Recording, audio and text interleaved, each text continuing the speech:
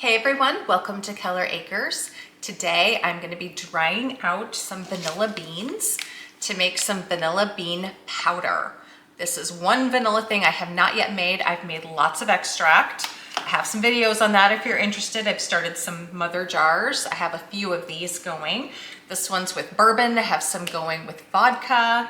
I also have a smaller one going with spiced rum. Then I have these little ones to gift. These are going with vodka, and then I also have vanilla bean paste, which is amazing. Again, you can find videos on all of these, but today is going to be vanilla powder. So vanilla bean powder. So what we need to do is we need to dry out some vanilla beans for this. I'm gonna be using a dehydrator. You can also do this in the oven. If you're doing this in the oven, you're gonna wanna put it on your lowest setting. Prop the door open a little bit because you don't want these to burn, and it's going to take approximately an hour and a half. You'll want to just keep checking on them just to make sure they don't get too hot.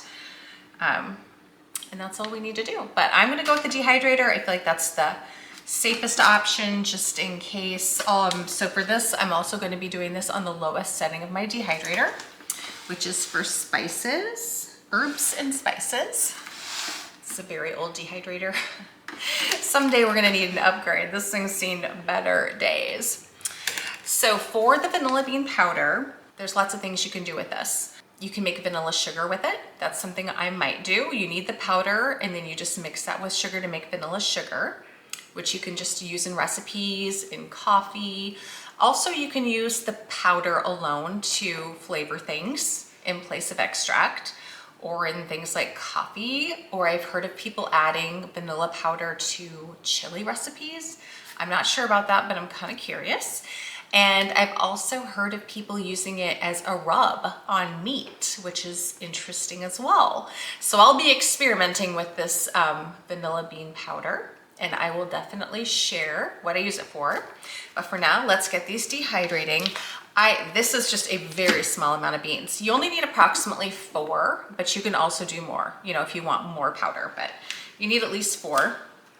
This is 10, but again, they seem kind of small. Usually I get my vanilla beans from a vanilla bean group from Indri's, INDRI. You can Google that, and there's a vanilla bean group you can join on Facebook. It smells so good. You can do a group order. So if you do a group order through Indri's, you can get a really good price on your vanilla beans.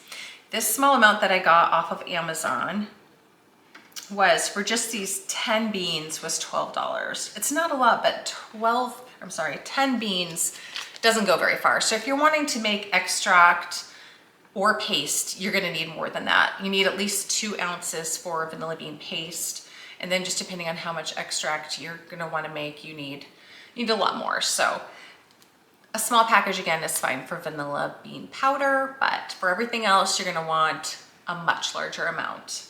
These are grade A. I would definitely recommend using grade A. Grade B is sometimes fine, but for this powder, I have heard that grade A is the best to use for this. You can also use spent beans, they say. If you have the bean fully intact still that you've extracted, you can dry it out and reuse it. I don't have any that I'm finished with yet. Ours are still all extracting, so. And I feel like fresh will actually be better anyway, but you could try that if you have some that you're done extracting. And I probably will try that when I'm done, just to see how that works and see if it is just as good, because why not, right? It's nice to try to get some more use out of them if you can. I'm gonna just get my lid on here. I'm gonna start dehydrating this, and then I will be back tomorrow and we are gonna grind this into our powder. All right, my vanilla beans are dried. They took 24 hours in our dehydrator on the lowest setting. So next what you wanna do is grind this. We're gonna be grinding it into a powder. I'm gonna be using my high-powered blender. You can also use a spice grinder. So let's get putting this in here. Then also you're gonna need a little container to store this in when you're done. I have a feeling this isn't gonna make very much, and I'm gonna wish that I would have purchased more beans. So I see more beans in my future. All right, let's get grinding this up. Won't take long at all. Okay, moving on to plan B. The high-speed blender, it does blend really well, but for this, it is not quite getting it into the fine powder that I want it to be. So I'm switching to the spice grinder. So I'm gonna recommend, unless you have a small blender, if you have a smaller blender, that should work just fine. I did not start out with the spice grinder because my husband uses this frequently for very spicy things, and it was not clean. That's why I was hoping my blender would work, but not the case. So I had to clean this out real quick, and wow, I mean, the things he blends in here, I was choking everything. He just likes really spicy stuff, but that's okay. It's clean now. So now I'm just gonna go ahead and put this into the spice grinder, and we'll finish getting it ground into a nice fine powder. All right, perfect. Now we're into a nice perfect powder. Transfer this to my little jar here. Now, using this vanilla bean powder in place of vanilla extract, you just use it on a 1:1 ratio. So if you want to use this in place of a teaspoon of vanilla extract, you can use a teaspoon of vanilla powder. I am actually going to be trying this here today. I am going to make some sourdough discard monster cookies. So that video will come up eventually, probably sometime after this video. You never know. So watch for that if you're interested to find out how that tastes in a cookie versus using extract or vanilla bean paste. I'm also really loving my vanilla bean paste. All right, and if you really like vanilla, you could use a combination of both. That would be fun too. This did not make much. I'm definitely gonna need some more vanilla beans now. I've gotta make more. This is not what I was expecting, but this is my first time doing the powder, so now I know.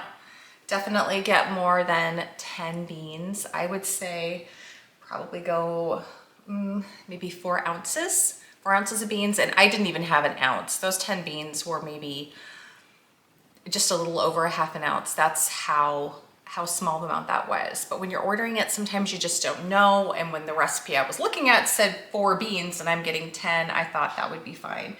But that is how we learn. So now you know from my mistake, get yourself at least 4 ounces for this powder and then make it.